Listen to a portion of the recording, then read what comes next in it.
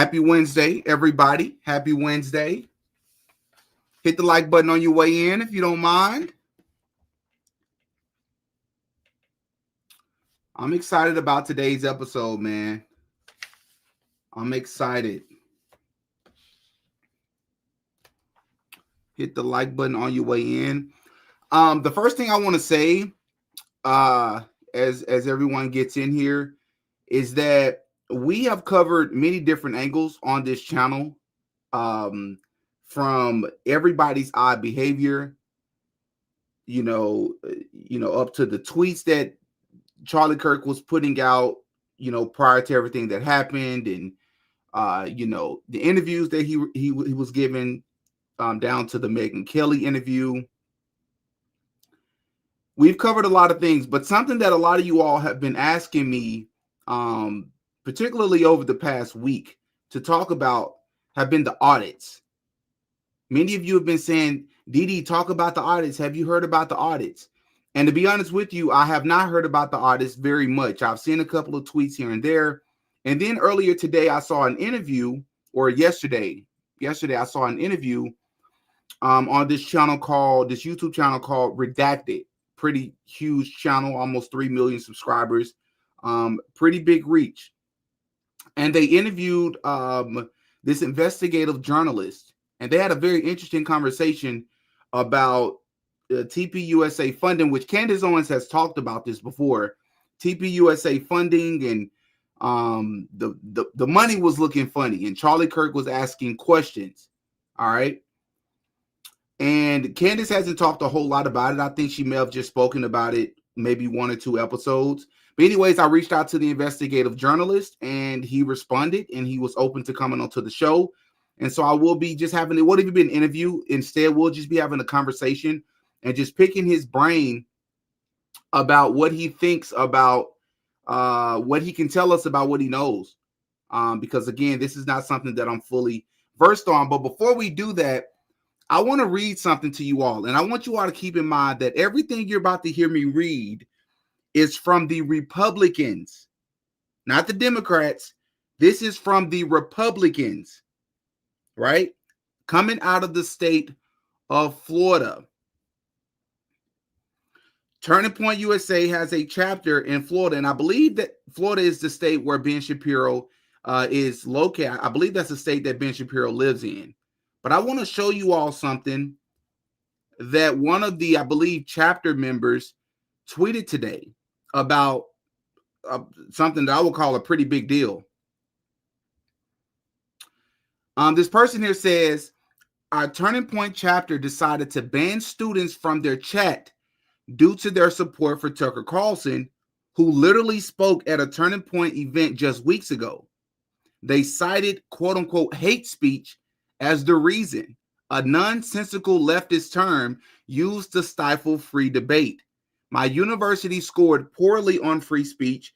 I thought it was left-wing students and faculty that shut down debate, but it looks like elements of the right are equally responsible for campus censorship, which we've already known that they've been doing this for a few months now.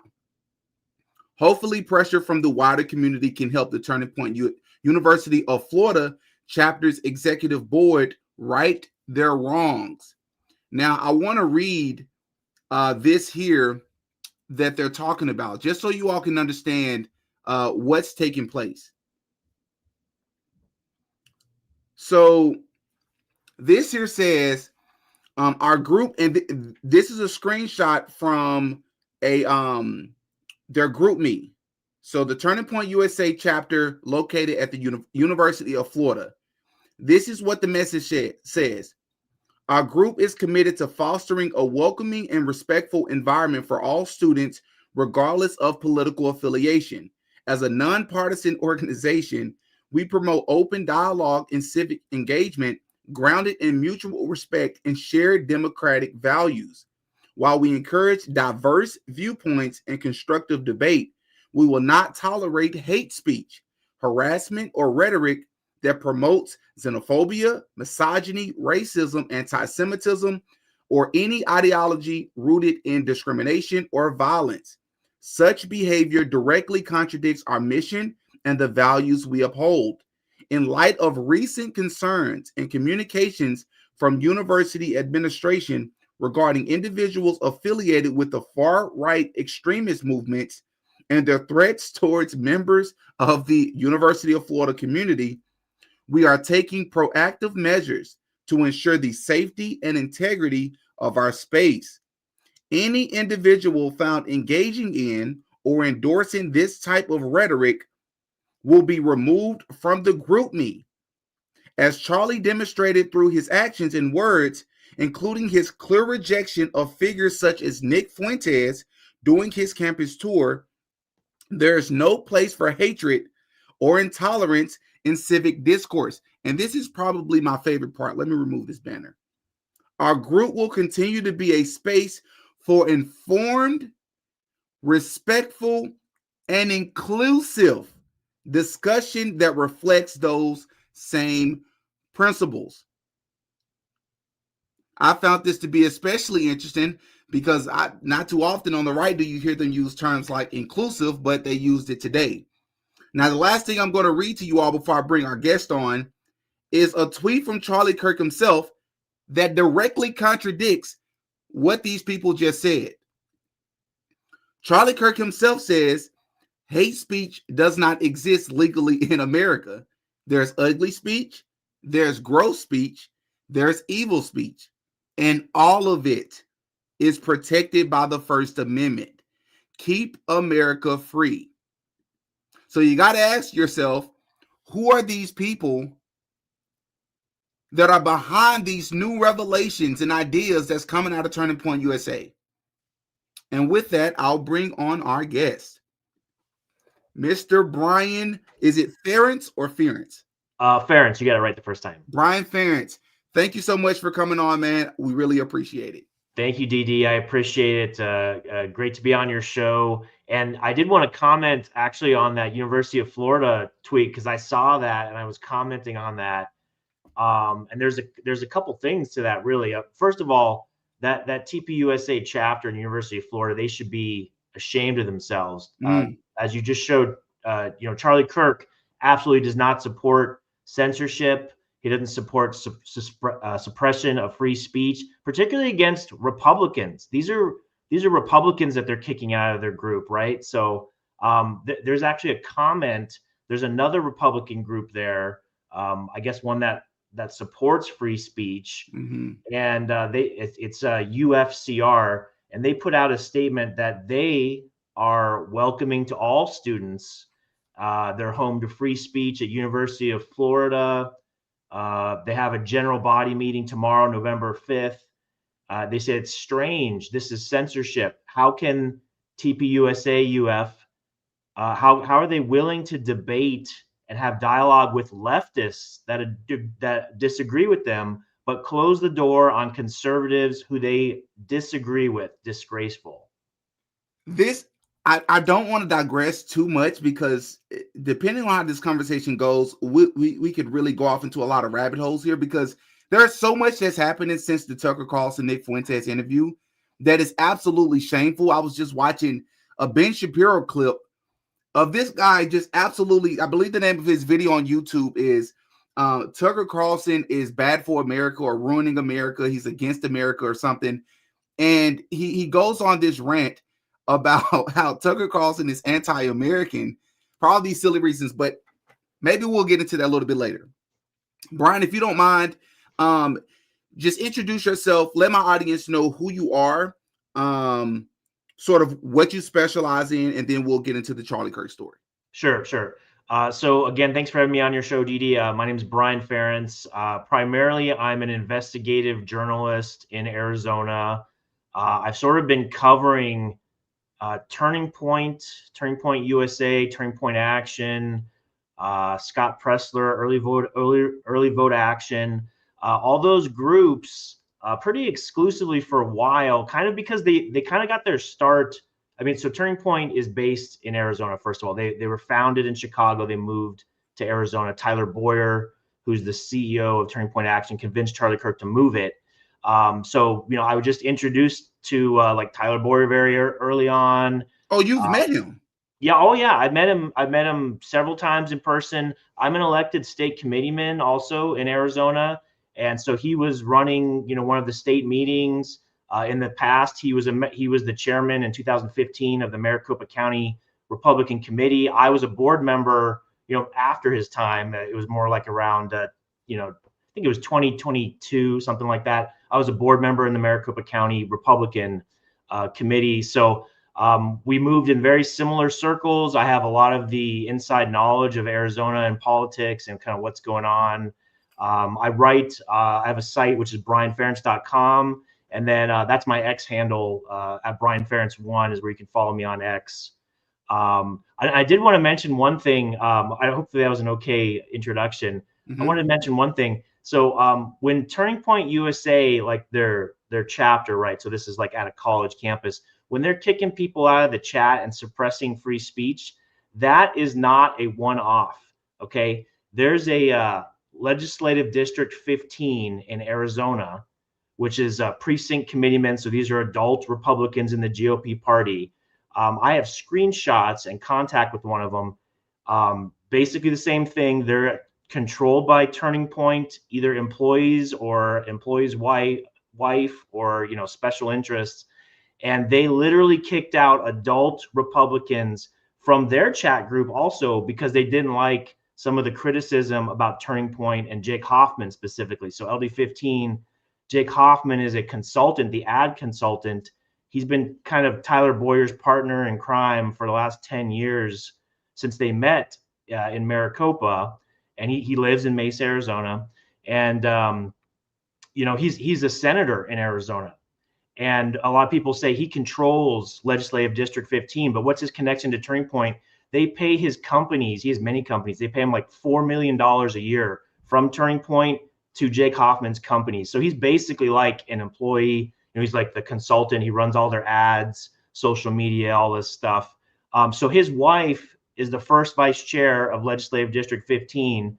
So she's a board member. And this is the board that, just like the college group, they don't like anyone questioning them. They censor free speech. They kick you out of their chat groups, and they also canceled 5 of their district meetings in like the last 6 months because they don't like people meeting and questioning them, and the grassroots. So this was well before the Charlie Kirk, Utah incident. You're saying this was happening prior to that? Yeah. So suppression of speech and canceling people and right. Yeah, one of the reasons that they gave for canceling one of their meetings was because of the Charlie Kirk assassination, which again shows how aligned, Jake Hoffman and Legislative District 15 is that we're going to cancel a Legislative District meeting because of this. They also canceled one of the meetings because they wanted everyone to go to a fundraiser that Turning Point and Jake Hoffman is endorsing a candidate, so they want them to go to that fundraising. But the PCs, the precinct committeemen there in LD15, they're starting to question it and complain, like, why are we canceling all these meetings? We feel like we don't have a voice. We're being silenced. We're being censored. So I'm just pointing out the parallels between this TPUSA controlled adult legislative district and this TPUSA controlled, college group, this chapter.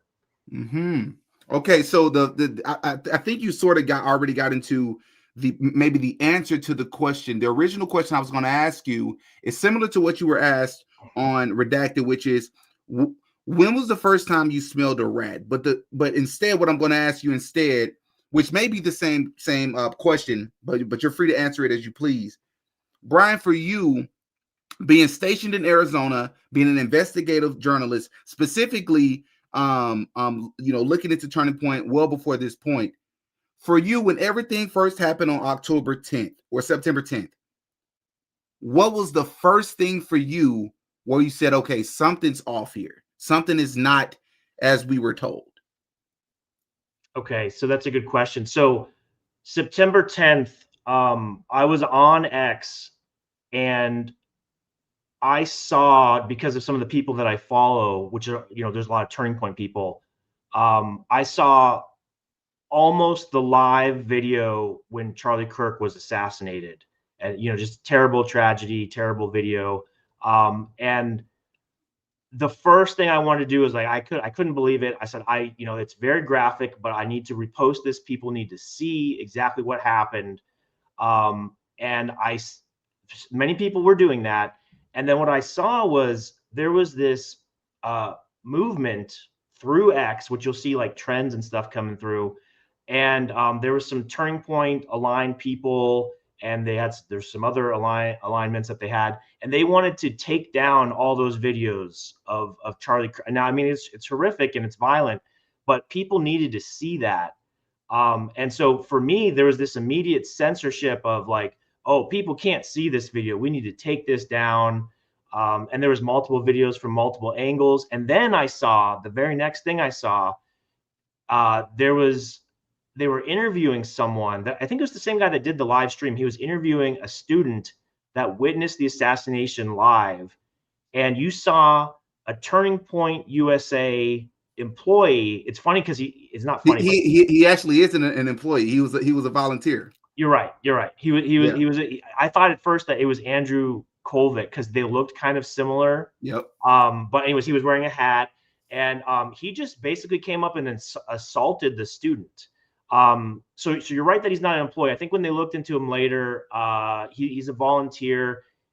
He's volunteered with them several times. So, when I don't know, does he get any compensation? Does he get social media followers as a result? Is he part of their influencer program, which is also volunteer, but there's financial benefits to it? So I don't know, but it was very strange. It was like, okay, why are we censoring this video? Why are we censoring witnesses from talking?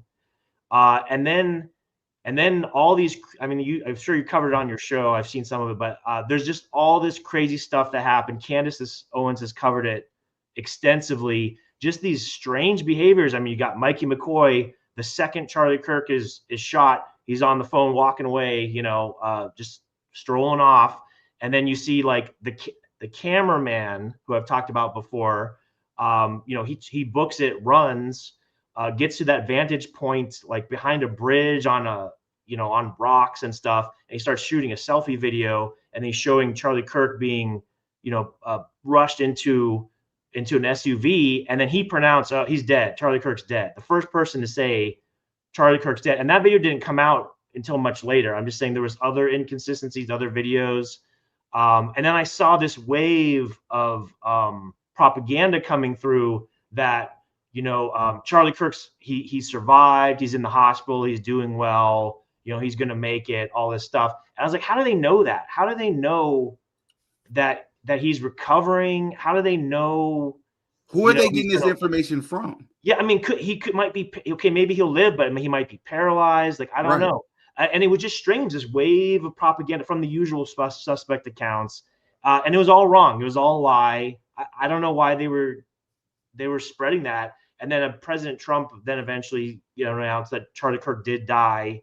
But there was just so much confusion and back and forth. And then we saw from Andrew Colvett, who, leapt into the forefront as the official spokesperson. He said, the doctor informed me that it was a miracle. And, Charlie Kirk had Man of Steel bones. The bullet hit, and his bones were so dense and they were Man of Steel bones. So I was just like, this is propaganda. Like, what is going on here? And if you had followed Turning Point for a long time and some of their accounts and speakers, they always ran propaganda like that. So I just saw it immediately. I was like, this is their usual pattern. They're just making shit up. They have to walk it back right away. Wait, hold on. Let me pause you real fast to say, when you say they're making it up at the time, because I know we're in the moment, at the time, not where you are now, at the time when you're thinking to yourself, they're making stuff up, from your investigative journalist mindset, are you thinking they're making it up and Charlie Kirk is okay and they're going to come back and walk it back and say that he's alive, or are they up to something else? Well, I mean, at the time I was, it was terrible, and I was praying that he was going to survive. Yep. I was praying for his family. I mean, it was a terrible thing. So I just knew this, like, back and forth of, oh, he's alive. They had no idea what the status was. They're literally just kind of, it's just clickbait, really. They're just trolling for, get lots of likes, get lots of impressions. And it's kind of a pattern with some of those accounts. But I just was seeing all this back and forth, and there was so much. I remember telling someone in one of the groups that I was in, is like, I'm praying for Charlie Kirk. I hope he survives. I'm praying for his family. And they were just so angry at me. They're like, Brian, you've been, criticizing them. We don't want your prayers, is what they said. We don't want your prayers. I was like, all right, well, let's try to separate like politics and like, actual critical Humanity. thinking. And then like, here's someone that's been, assassinated. And I mean, of course, it's horrific, and we're praying for him. And I really, you talked about at the moment, it was hard to know at the moment, but as things started to come out, and I've been watching, what Charlie Kirk had been saying the weeks before. He was questioning like the source of the funding. He was questioning, his donors. He was questioning like why are certain things not allowed to talk about.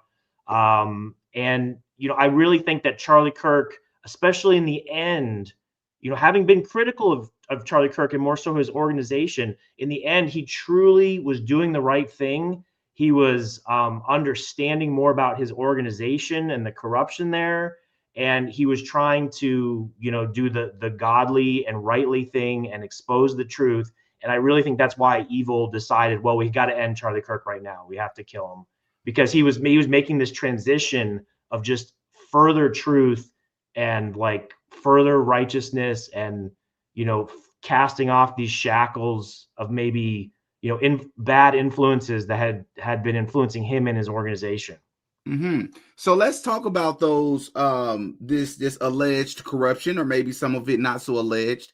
Again, this is something I haven't spoken about very much at all.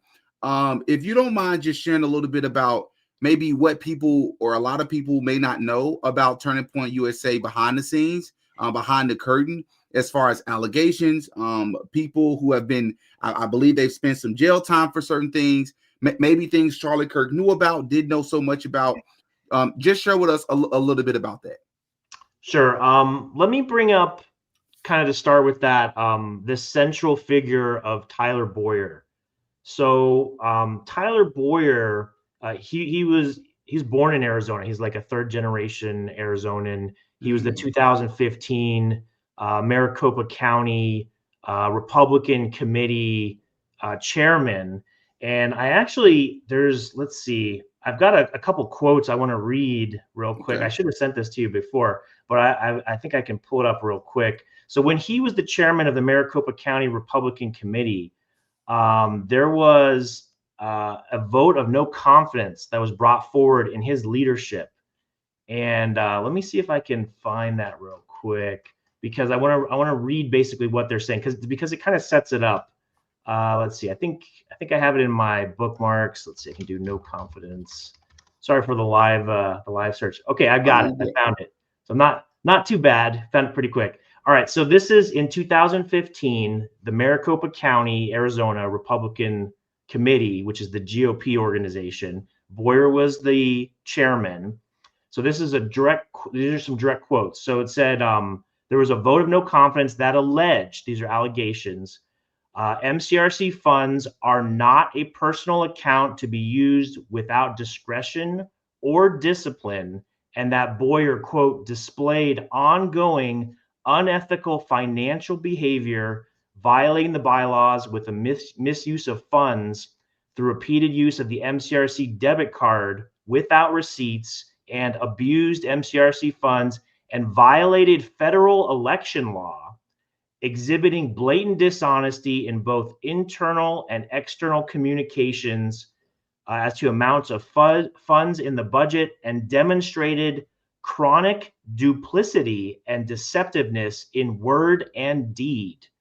Okay, so the reason this is important is this is calling out, he was a Turning Point USA employee at this time.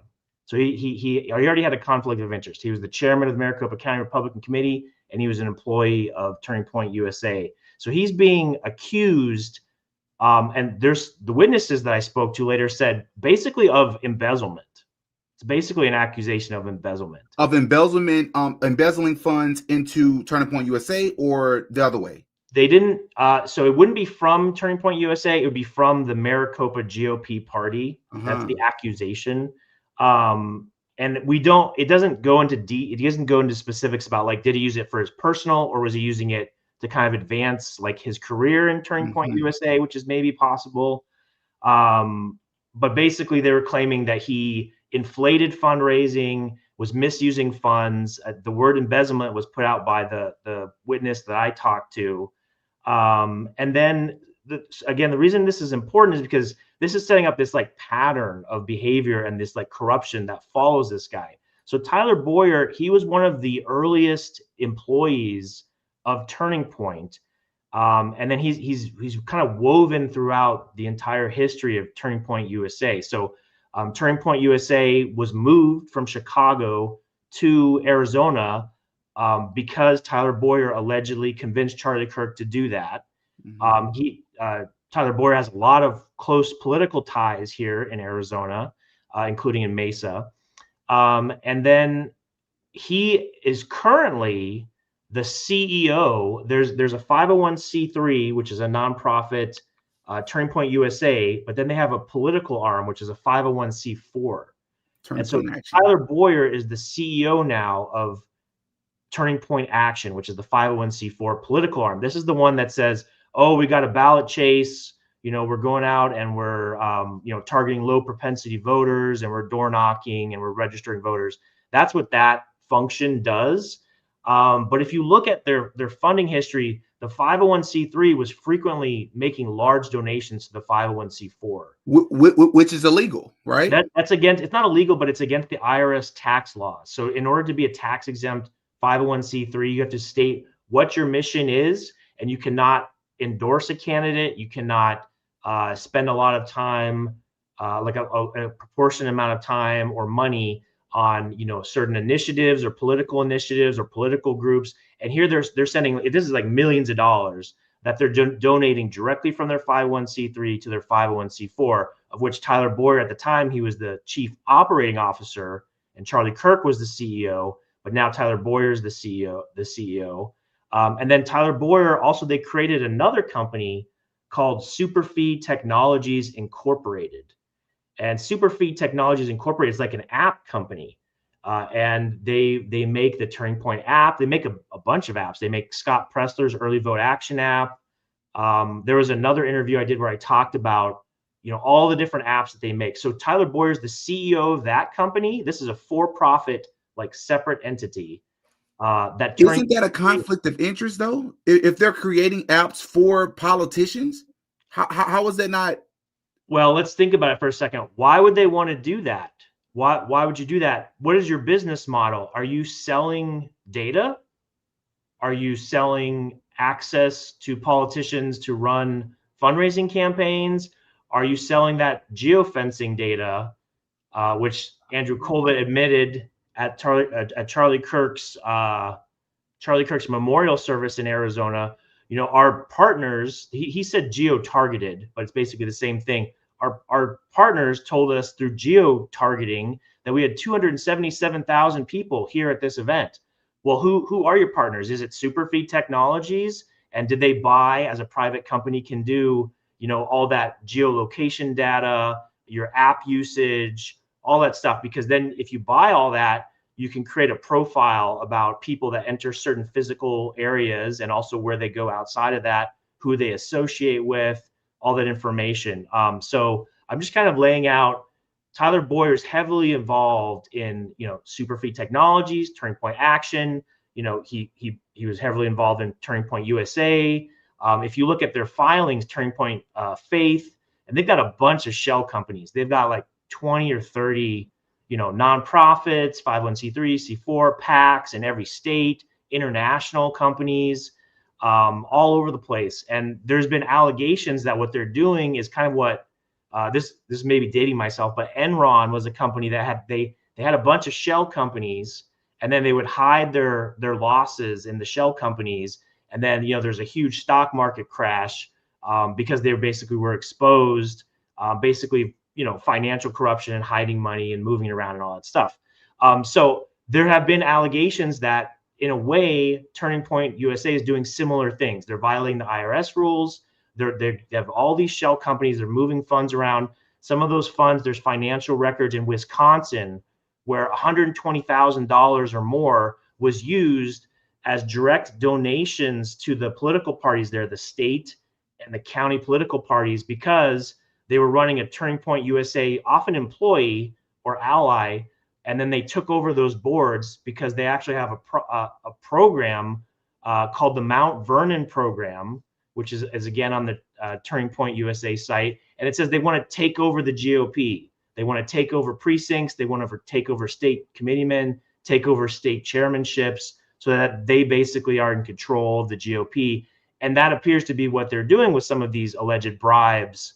And so now we're really getting into this web of companies and financial interaction.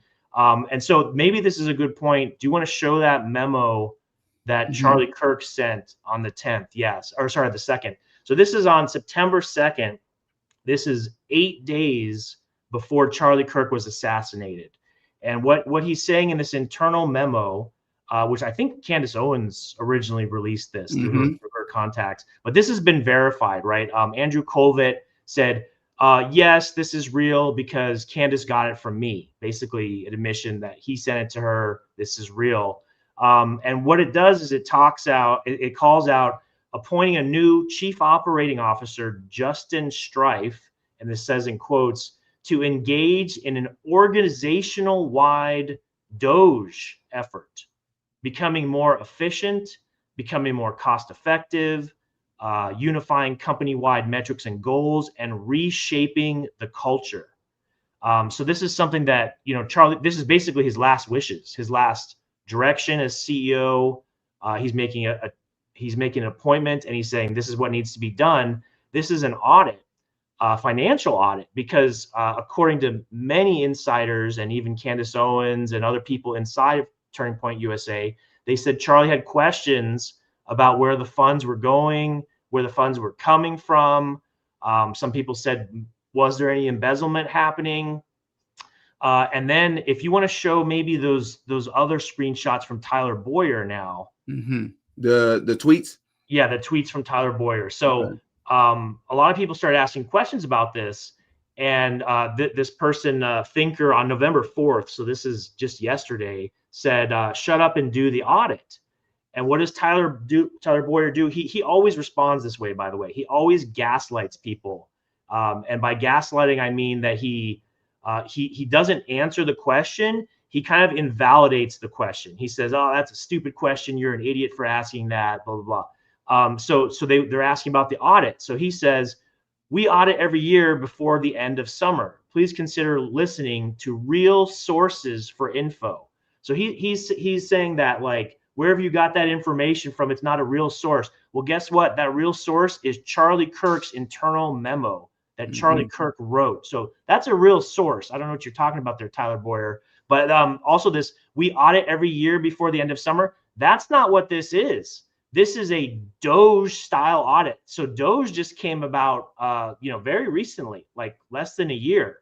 So how can you do a Doge style audit every year if it just came into existence? You can't.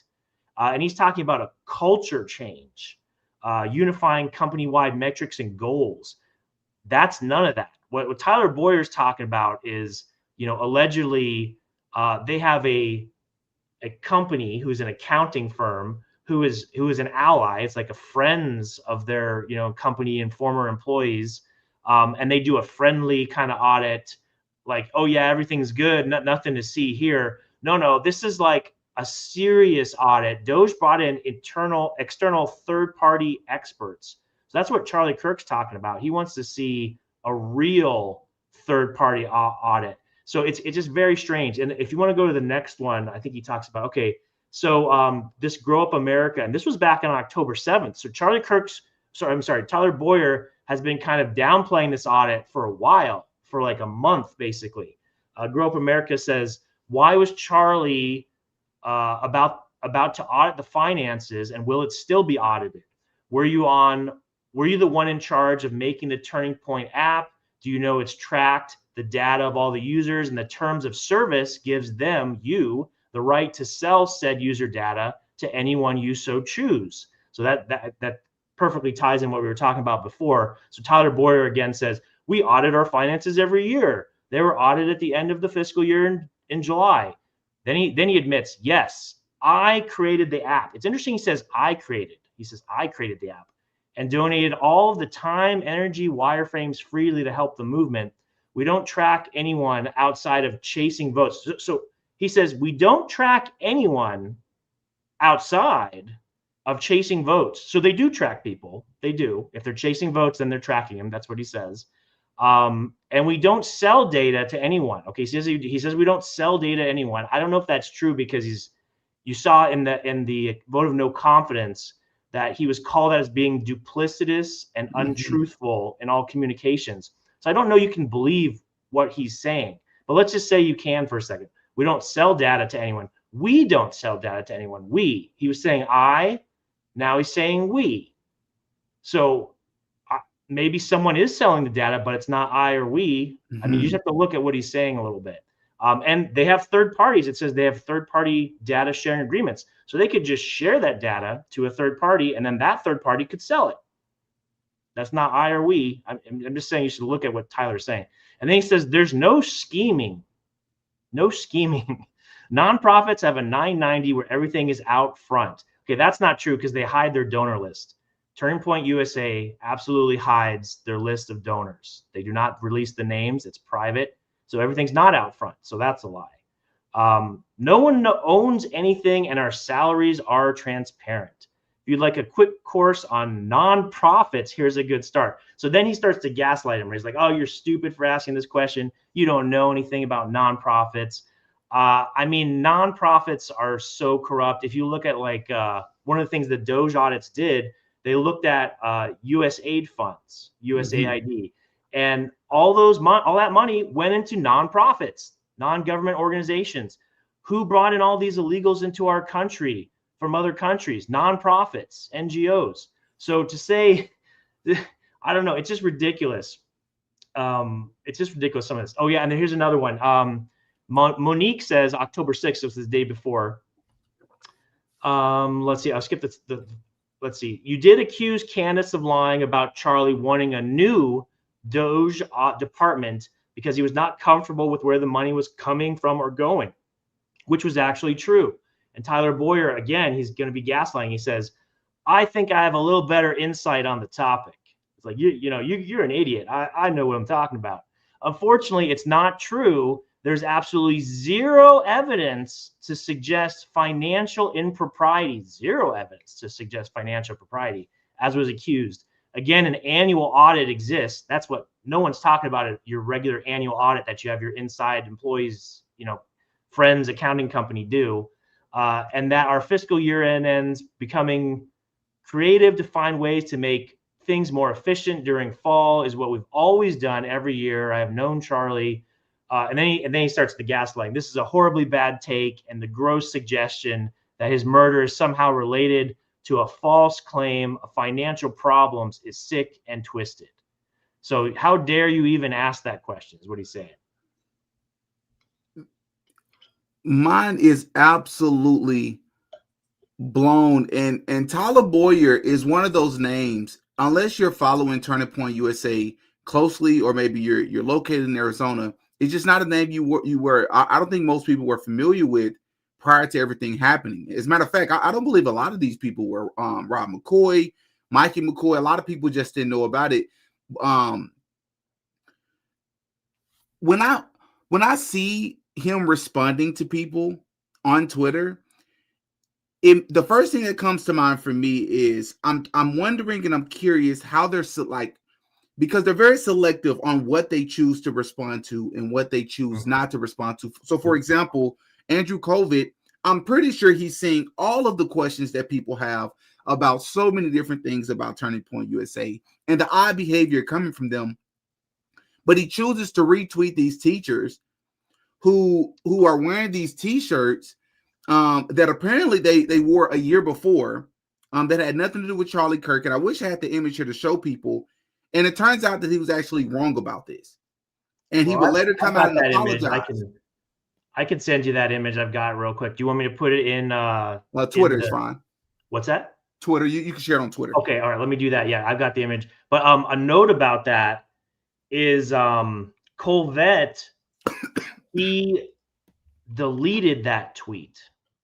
He's deleted it. And the reason that he deleted it is because he got a community note on that tweet saying that this was basically false. Colvette posted that. The costume had nothing to do with Charlie Kirk's assassination. Just you can just look at it and know it absolutely didn't. It existed before. It was on Amazon. It just looks totally different. And the teachers, I just sent you that a tweet that has the image with their faces blocked out. Okay. But it had these teachers basically they apologized. The school apologized, said, we're sorry. We won't wear the shirts again. They didn't have anything to do with Charlie Kirk, but we're sorry about this. But they've said teachers are being doxxed. I saw many posts. They posted their phone numbers, their addresses, their emails, their names, and the teachers were being threatened. So Right. Colvette and Turning Point, they posted this total lie. It made it all the way around the internet, and these teachers were being doxxed and threatened. And again, Jake Hoffman tweeted that also. And then he had to walk it back. He and Colvette walked it back, and they said, I guess it wasn't what we thought it was, but it's still bad. These teachers should still be fired. So even though it was a lie, they admitted it.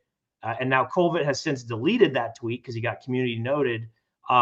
They're still harassing these teachers. The teachers should sue them and Turning Point for like $50 million. I mean, because he goes, well, it turns out that apparently they wore this a year before. But I still don't understand the outfit because it's so gruesome. I never understood that. And even and furthermore, what did he say? He said, considering the fact that everyone knows what happened to Charlie, I don't know why you would even think to do this because people could take the wrong idea from this. Like, who are you to tell them what they should and should not wear that they've worn before? It's just interesting to me that what he's choosing to respond to. Like, so for example, I saw yesterday, Officer Tatum shows up onto the he shows up to the Charlie. He makes an appearance on the Charlie Kirk show, and the name of the video is essentially them debunking conspiracy theories about Charlie Kirk. And essentially the conspiracy theory, or what they're calling conspiracy theories, is simply asking logical questions, sensible questions. Things do not make sense. People want answers, including donors want answers. And Officer Tatum shows up to add to Andrew Colvette and the rest of the team's gaslighting of the public in a way, in a collective way, to say, the questions that you all have make absolutely no sense. The FBI story makes absolute sense, but they're ignoring things like a 30-06. Supposedly, Charlie Kirk's neck stopped that. It just makes no sense. Yeah, I agree. And I posted a video done by another user. I can't remember his name right now, but he had done like an extensive 30-06 recreation video. Okay, well, let's talk about this real quick. So this guy, Ryan Shedd, he's claiming that not only did the school have to hire additional security because people like threaten these teachers, that he's claiming up to 8 of the teachers said they can't deal with this. They're going to retire. So, some of these teachers were probably good people. Some of them might have been Republicans even. They had nothing to do with Charlie Kirk, but because of this, they were doxxed, threatened. They're just like, we're out. Like, we're going to retire. We can't deal with this. So, raising taxpayer costs. Now they got to go through the hiring process. If the school's going to incur a lot of costs for that. 8 teachers. I mean, this is their math department, by the way. So these are all the math teachers. So now, do you have a math department? Can you teach math to the children anymore because all 8 of the math teachers retired because of this? I mean, it's insane. That's crazy, man. That's absolute crazy. Earlier you were explaining sort of the first things that you noticed. I'm curious. I'm really curious because you're stationed in Arizona and you have closer ties to Turning Point USA than the most of us. I'm curious what your thoughts have been about Turning Point USA affiliates who, like I was just speaking about just moments ago, who just believe everything that's been given, like the official narrative that's been given. And They're not questioning anything. Yeah, it's interesting because that's directly against Charlie Kirk's, last messages and his video. He was all about questioning things, open discourse. So it's very bizarre to see, the Turning Point USA employees and then their fans, almost a cult-like following, where they don't want to shut down any criticism whatsoever. If you have any criticism of Turning Point USA, we're going to gaslight you. We're going to shut you down. I mean, when Charlie was out there in front of the students and they were asking him questions, I mean, by and large, he answered their questions. I mean, he at least responded to what they were asking and addressed it. But he didn't say like, you're an idiot for asking that. How dare you? Get out of here. I'm not even going to dignify that with a response. That wasn't Charlie Kirk. That's not the organization that he built, but that's what we're seeing. And you know what a lot of it is? It's this propaganda that's been pushed out through their network of influencers. And it's basically this hope that Turning Point USA will save the day. They're our white knight. They'll save the day. They'll go out there and ballot chase and they'll target low propensity. Just send them money and they'll take care of it. Well, guess what? That didn't work out so well in New Jersey in this governor's election. I mean, I did a couple of posts. Turning Point was on the ground. They were all over New Jersey, along with Scott Presser, shooting videos, registering voters, ballot chasing. Are you talking about the Cuomo and the Mamandi or whatever his name is in New York? That's New York. I'm talking about New Jersey. I think I sent you a graphic and it showed the result of that election. So it has the candidates that ran there. The numbers? Are you talking about this year? Yeah, that's one. Okay, so it was Jack Ciattarelli, I guess is his name, versus Mickey Sherrill was the Democrat.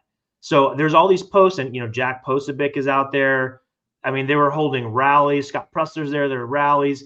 There was one, Scott Presser's like, "Oh, we're door knocking in the rain. Oh, it's raining."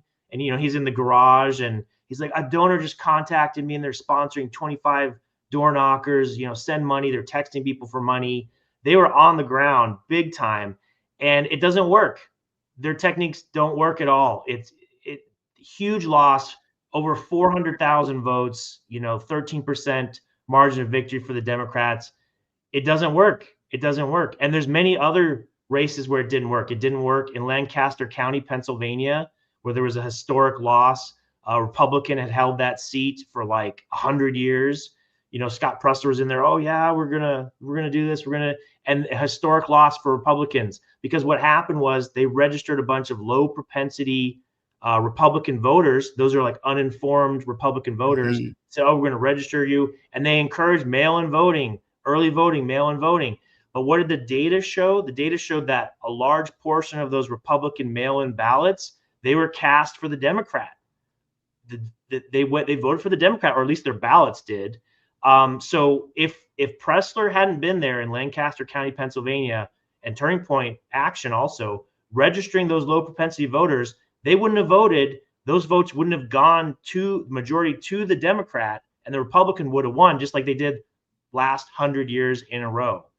It's just nonsense what they claim works and what is actually true. And people might say, like, why did that happen? Like, why would a Republican, maybe they don't know what's going on, but why would they vote for the Democrat?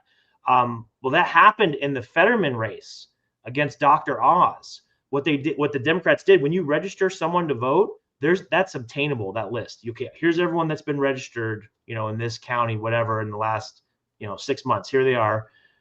What the Democrats did is they sent targeted mailers to those low propensity Republican voters saying, "Dr. Oz kills puppies." I'm not making up. This is an actual flyer. That's what they said. Dr. Oz kills puppies. And so the Republicans, they were like, "Oh man, I don't want to vote for the Democrat, but I don't like people that kill puppies. I'm going to vote for Fetterman." And they did, and he won.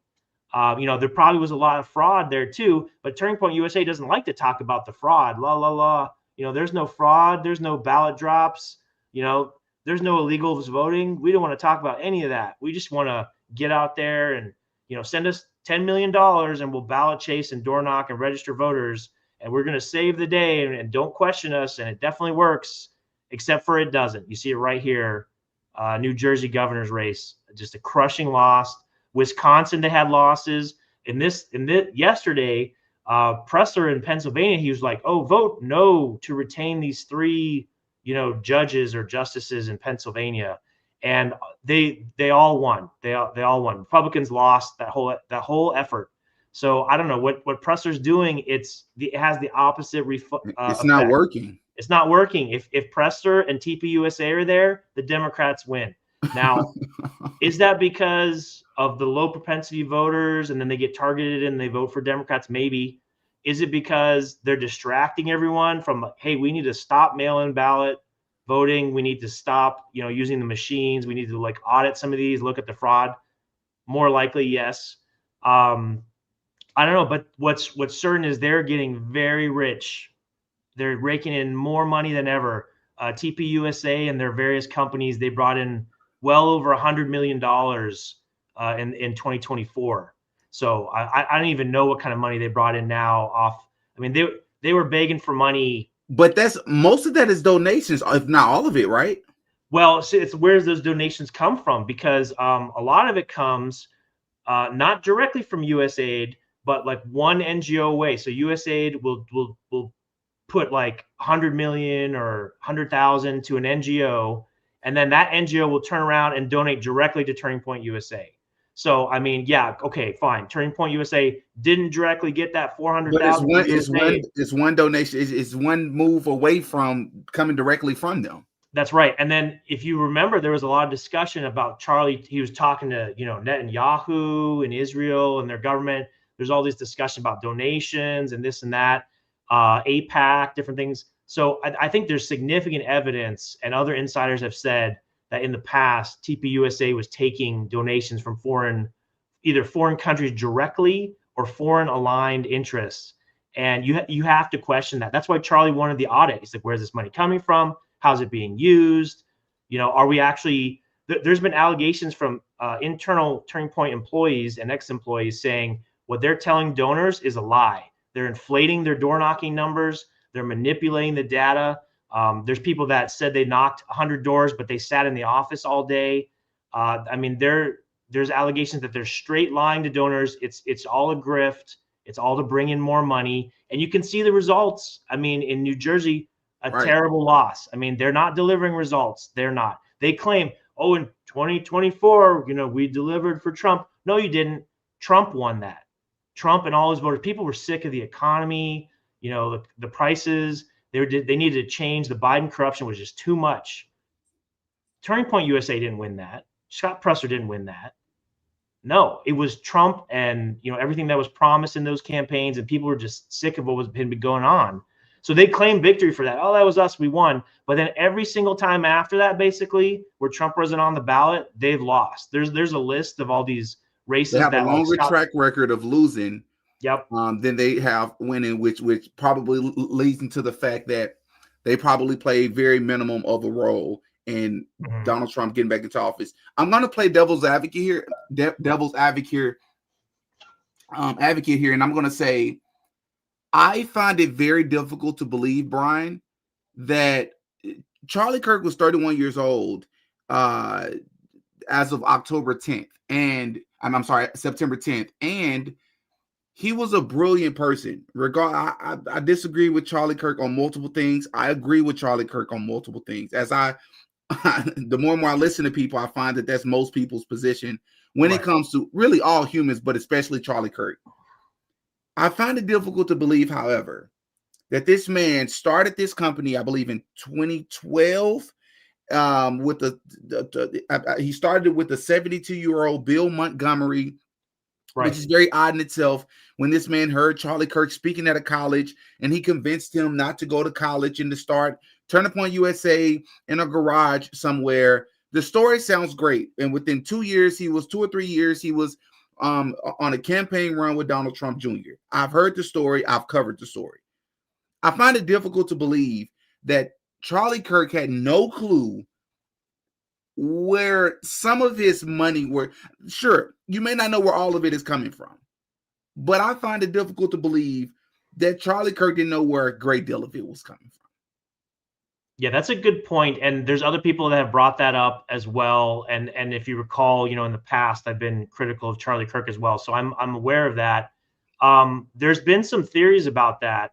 And well, definitely one of them is that, towards the end of his life, Charlie Kirk was really waking up and trying to do the right thing. And that's why they had him. That's why he was killed by evil. But aside from that, there's people that have alleged that Charlie knew about Tyler Boyer and he knew about some of that corruption, and he would have wanted to get rid of Tyler, but for some reason he couldn't, for some reason. So, like, what does that mean? I'm going to tell you what I think it means, Brian, and you let me know. You can agree, disagree, or no comment, whatever. I'm going to tell you what Demetrius is thinking, what Didi is thinking. When I hear something like that, what I think, and this may be a pretty far out there for you, I believe essentially this goes back to the idea that, in my opinion, I'm not speaking for Brian, I'm speaking for Didi, that Charlie Kirk was a creation in the sense of Charlie Kirk was propped up to be able to push a narrative, and he just so happened to be really good, very well spoken, very articulate, and became better and better over the years. And he was pushed and funded to travel the country to drill in these certain ideological or these political ideologies, these religious ideologies, regardless if he believed them or not. He just so happened to believe them. My position is that I do believe that Charlie Kirk happened to believe these things, but I think his funders had an agenda. So when you have people around him like Josh Hammer, and Josh Hammer is saying things like, Charlie was coming to me for talking points. Bro, Charlie Kirk is a much better debater than you. Why was he coming to you for anything? Why are you here? Like, where did you come from? Like, where are these people coming from? Why is Charlie Kirk, from my opinion, and I really started to believe this from the Dave Smith, Josh Hammer debate, where in my opinion, I believe that Dave Smith wiped the floor with them. It wasn't even close. It was a complete dismantling. And I believe that Charlie Kirk hosted Dave Smith to do just that. I believe he was using other people to speak to what he had eventually come around to see. But what I'm eventually getting at here is that after I watched that debate, I said, why does Charlie Kirk have people like that around him? What if Charlie Kirk had no decision? He had no choice, because those that he answered to placed these people, one may even use the word handlers, placed these people around Charlie Kirk, and he had to, and this is just what came with who Charlie Kirk was. Yeah, that's a really great insight, and I think that a lot of people are asking that same question. I mean, it's tough. It's tough to say, because I asked this publicly to a couple people online. It's like, if Kirk at least suspected or knew some things about Tyler Boyer, I mean, been with him so long, he was the CEO of the company, he had to have known something. If he couldn't get rid of him, why was it? Did Tyler Boyer have some leverage over Charlie Kirk? Was he somehow extorting Charlie Kirk, or was he like an asset or a handler for Charlie Kirk? I mean, there's people that said basically Tyler Boyer built a lot of the business. He and Candace Owens has said this. He's brought in a lot of people into the company. He hired most of the people. Yep. Yeah, he brought in Colvette. He brought in that cameraman guy, just like a ton of them. A lot of them are connected to Tyler through the LDS church. Tyler Boyer is LDS Mormon. He did his mission in Russia, potentially Ukraine also, which is where the Superfeed app is allegedly developed, is in Ukraine. Maybe that's why the company was moved there, because Tyler Boyer had a lot of influence in the LDS Mormon community. Right before Charlie Kirk was assassinated, there is a clip of Charlie Kirk mentioning to the student, because it's, of course, a lot of the students that were there were LDS or Mormon. He was mentioning how much of his staff is LDS and Mormon. So it's kind of strange that that's one of the last things he said before he was assassinated. I've got a clip on that. I can send it to you. Yeah, you're talking about at Utah, because they were like, a student walked up and said that he believes that Mormonism is superior to other forms of Christian faith. One would argue that Mormonism isn't Christian, but and Charlie, to my surprise, because up until that point, I had never heard him speak on anything Mormonism. Just myself personally. So his response actually shocked me when he was like, he has some, ideological differences. But however, overall, he loves Mormons and he wants them to have more kids or something to that effect. And I'm like, you're a follower of Christ saying that okay, whatever, that was weird. But now hearing this from you, it makes more sense. Yeah, I mean, it's the same way when people talk about his connection to, Netanyahu's government and country. I mean, there's some clear conflicts there, but obviously there was some of the donor money. So there's people that have alleged, okay, if the reason that Boyer convinced Kirk to bring his company to Arizona was because he had some in the LDS church, and the LDS church in Arizona is heavily involved in politics. I mean, a lot of the senators, a lot of the state representatives. Andy Biggs, who's running for governor right now, is LDS. Warren Peterson, who's currently the Senate president and is also running for the attorney general, is LDS. There's another, what's his name? Mark Lamb is LDS. He's running. So they're heavily involved in politics. So, and I think it's important to call out the LDS Church does not approve of Tyler Boyer's actions. A lot of these allegations. There's allegations and evidence that Tyler Boyer covered up sexual assault within Turning Point Action, and there's a police report and everything that's all on my website. So obviously the LDS Church doesn't approve that. And I've had Mormons LDS members speak to me and say, we don't agree with Tyler Boyer at all.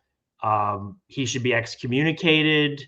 They don't agree with it all. There's almost a falling out happening. So I would encourage the Arizona LDS Church to actually issue a statement condemning any of these allegations, particularly if proven true, against Tyler Boyer and some of his actions, particularly about cover up of sexual assault, which has been well documented and corroborated. So, I mean, it's just, you have to look at this thing, nothing against the LDS Church, but maybe that's why the company was brought here. It was built with that money. That's why Tyler Boyer had so much influence. Then they started pursuing other funding, including from other countries.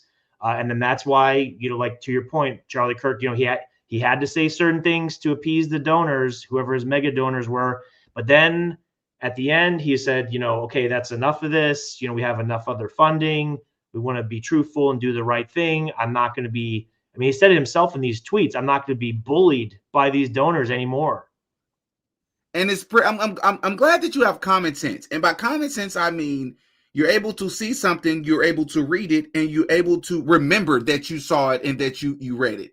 Because when I look at people like Officer Tatum, Turning Point USA, they're pretending that they'll acknowledge, okay, the text message thread that Candace put out, sure, it's true because I sent it to someone in government and I guess it made its rounds back to Candace.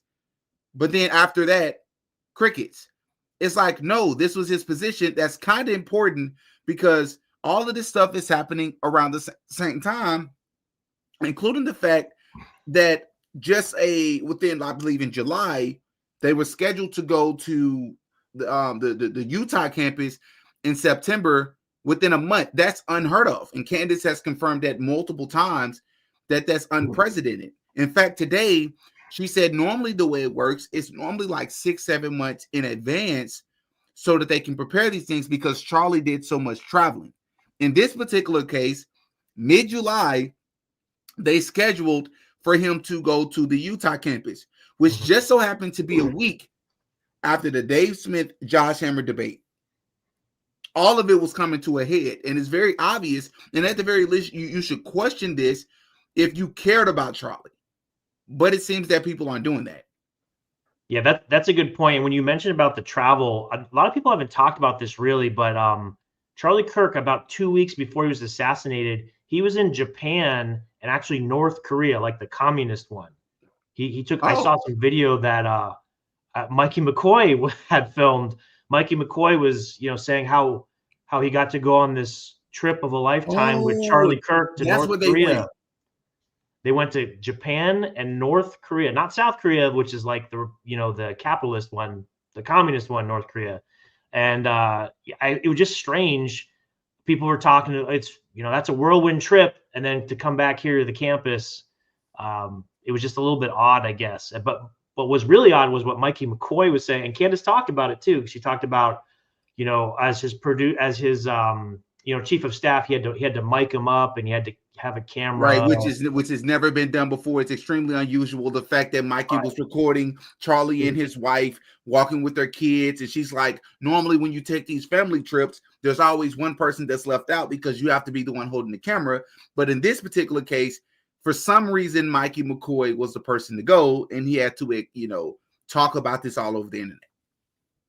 Yeah, exactly. And I don't know. It's just again, some of those videos that I think we were going to talk about that. Some of those videos that I posted before, where they simulated a 30-06 rifle in the similar caliber, similar rifle in multiple situations. So they literally had like a pig carcass. They had like a gel infused skull with an artificial, spinal cord, from multiple angles.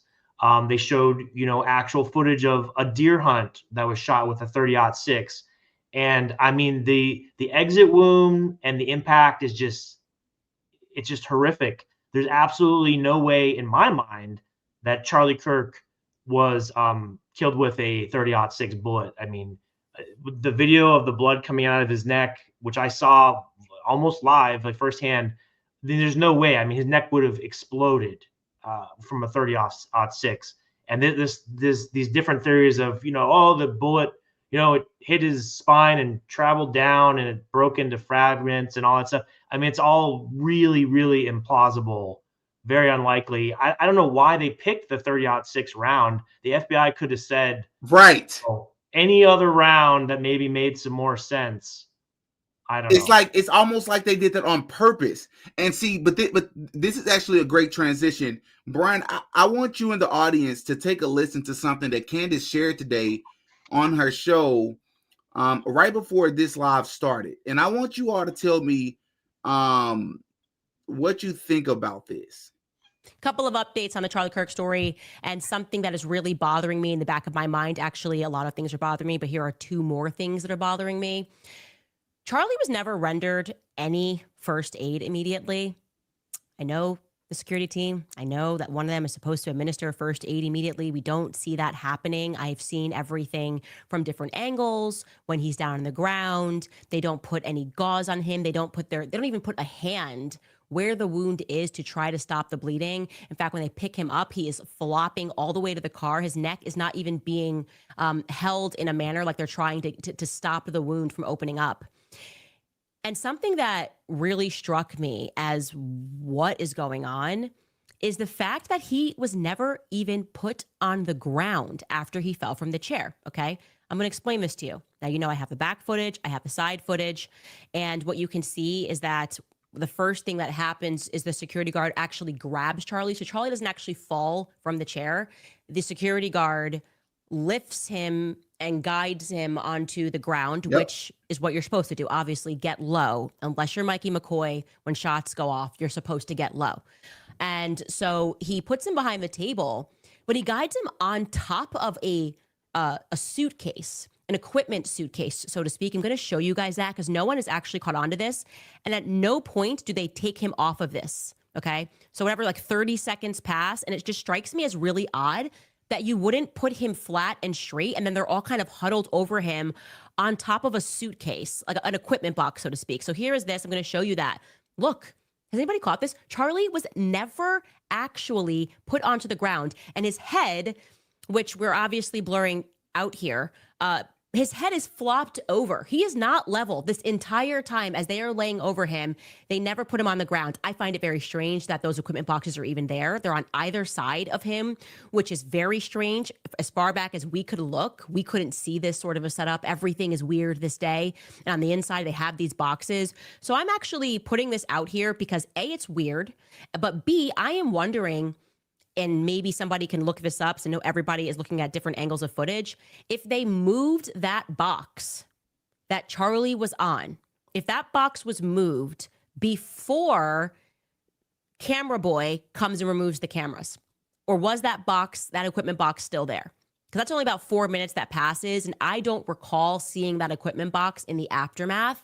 And it's just weird they kept him on it. Like, that's just not even in common sense scenarios. If I was there and I was not being paid millions and millions of dollars to secure the venue, like these individuals were annually, I would know that you have to get a body flat to administer any sort of aid, to assess things. I actually don't know what they're doing for about 20 seconds, for about 30 seconds down there. I don't know what they're doing.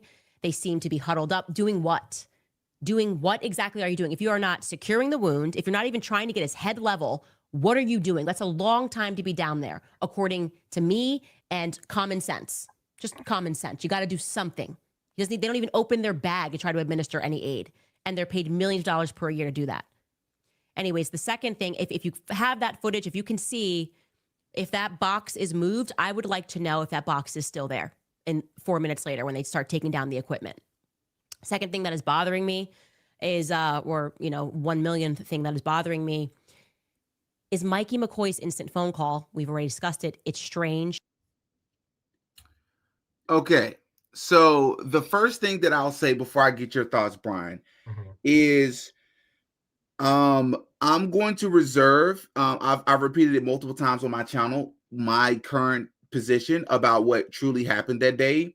But what I will say is that something I've been saying from the get-go is that what I found extreme, well, not from the get-go, but maybe a couple of weeks after the fact, was a lot of people was talking about, we want to see what they were doing. What was his security detail doing? And what I found odd was that no one took off their glasses.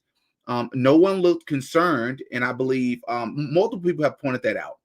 But something I mentioned that I don't believe I've heard anyone else say was the fact that at no point in time do you ever see anyone speaking to each other. The muscle man, who I call the muscle man in the black shirt, he comes over, grabs Charlie by the shoulders and sort of guides him down.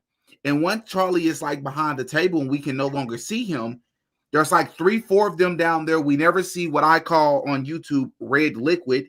At that point in time, we never see any red liquid on any of them. So we're trying to figure out, what are you doing? Why does it not appear that you're actually helping him? But something else that really stood out to me, those 3 to 4 individuals in that specific area, I never see them speaking to each other. Like there's a certain period of time where they're down there and there's no talking. They're handing stuff off to each other, there's pointing, but there's no speaking. In what scenario, whether you're a professional or not, does something unexpected happen so gruesome like that, and you don't even speak to each other, and you're down there doing something and no one knows what you're doing? Yeah, I agree with that assessment. Couple things, I guess. Candace mentioned, this camera guy. His name's Terrell Farnsworth, by the way. His name Terrell Farnsworth, which oddly enough, Terrell Farnsworth, the way he was brought into the company through Tyler Boyer, his dad was involved in politics. I think he was a senator. I think he was maybe David Farnsworth.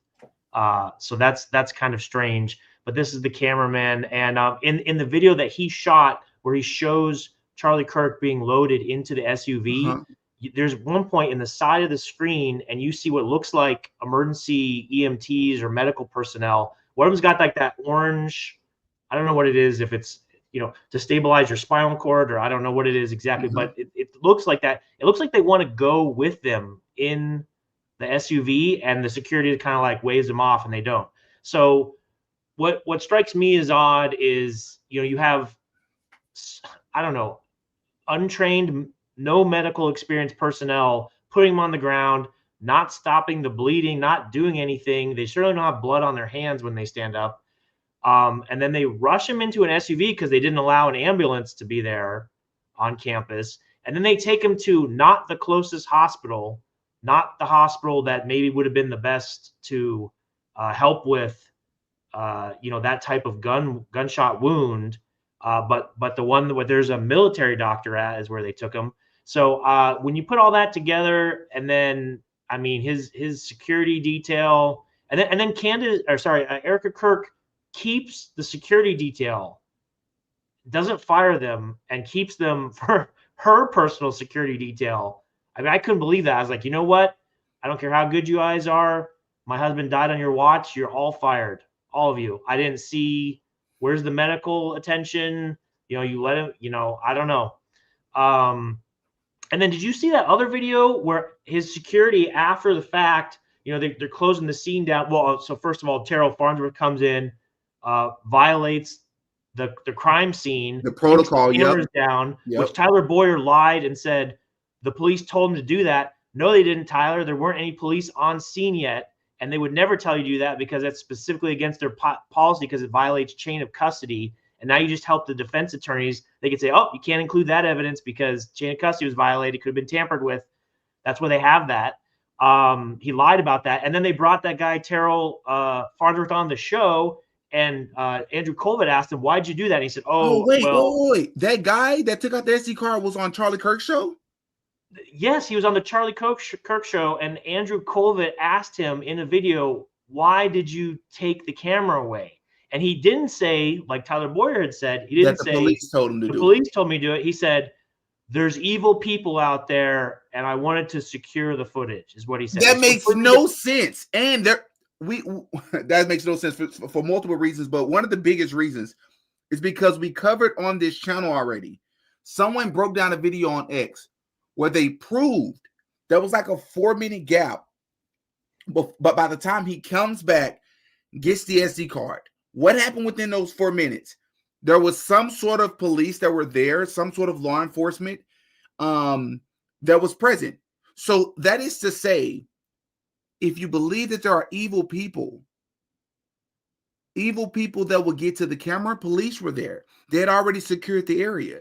Who's going to get past the police, buddy? That's not your reason for taking it. Which leads me to my next question. Why are they not allowing people to see it? If one more person tells me, we don't want to mess up the investigation. How? We already saw him get pow, right? What gets worse than that? Yeah, and we see it from a different angle. Show us what really happened. If you're saying that camera, if somehow you show that to people, that'll mess up the investigation. Well, that you don't have an investigation. You don't have an investigation because you already violated the crime scene, the chain of custody. Their attorney's going to throw that evidence out immediately. I mean, what are you talking about? It doesn't make any sense. And then the other thing, I don't know if people haven't really talked about this too. There's video of his security detail walking around afterwards, and they're picking stuff off the ground, like violating the crime scene again. I'm not kidding. There's a video. I've seen it myself. They literally find a handgun on the ground, and Charlie Kirk's security detail picks it up. And with a handgun, he doesn't grab the grip because maybe there's fingerprints on it. He grabbed it like reverse, like across the barrel. He picks it up and he turns to a police officer and he says, you can audibly hear it. He says, tag this. So Charlie Kirk's security detail is running like the on-scene police investigation and tagging of evidence. Like what? I did not know that. Now, how, in what proximity was this to where Charlie Kirk was sitting? So it wasn't that close. You know how there's somewhere else on campus? It was, so you know how he's kind of down in that area there, and then there's like a lot of grass and different kind of levels and stuff. The video that I saw, it's on one of those levels up there. So, but there's all this talk about like, the shot came from a different angle. It was a different caliber. I mean, what happened to that handgun? I mean, was that handgun discharged? I mean, maybe it was police or security that dropped that handgun. But I mean, I haven't heard anything about that. But I have that video. I'll send it to you. Have you? I didn't know that. Have you seen like the odd behaviors of the other people? And before you answer that, I'm curious as well if you have heard about the different people that were there that day. So in other words, the person that was earlier, you mentioned the volunteer who prevented the kid from sharing what he had saw that day. And that kid that who's a volunteer will go on to give an interview with Fox News. He gave two. He gave an interview later that day, and then he gave it the next night that shared what he experienced. And what Candace Owens also spoke about this as well, as I was speaking about it. It was obvious to us that it seemed that mostly non-UVU students and non-TPUSA members, actual chapter members, were the only ones giving interviews. And that was very odd. Now, we later found out that they were told not to speak to media, which is also very odd. But also, the reason why I mentioned the volunteer is because he was tasked with holding the microphone. Well, the person that was asking Charlie Kirk a question was a guy by the name of Hunter Kozak. Hunter Kozak is the son of a man, don't remember his first name, his last name is Kozak as well. He works above Jimmy Kimmel. The same Jimmy Kimmel who was temporarily suspended for his quote-unquote insensitive remarks about Charlie Kirk. Do you find it a coincidence as an investigative journalist that the person that is asking Charlie Kirk a question is the son of that person, but he's also asking Charlie Kirk about transgender mass shooters? Yeah, I do find that odd because this type of controlling the narrative, we were speaking about this at the beginning of the show, and really that's why people are so upset with Turning Point USA, because they're clearly controlling the narrative. Andrew Colvett is, they're not allowing, they basically have a gag order on all their employees and people. Don't talk about this. It's not from the judge, though. The gag order was those people, but TPUSA basically put their own gag order out on all their employees. Now, I will talk about that in a second, but I did send you that video of the handgun just now, both in the chat and then on X. It's from Diligent Denizen, and it says newly emerged video. You got to show that if you can, because I can't believe people haven't seen that. It's just crazy. It's just a crazy video. They basically find a handgun, but you haven't heard anything about that. Like, it just seems odd that no one would bring that up. Were you able to see it? Yeah, let me pull that up now. I'm actually going to just share my screen. I think it's only 19 seconds long, but you can see the handgun, you can see the security and the police, you can hear them kind of talking about it. It's here? Yeah. Police run over. They're looking at the ground. Hey, wow. Hey, he's got it in his hand. Officer, can you mark out? Oh, wow, he does.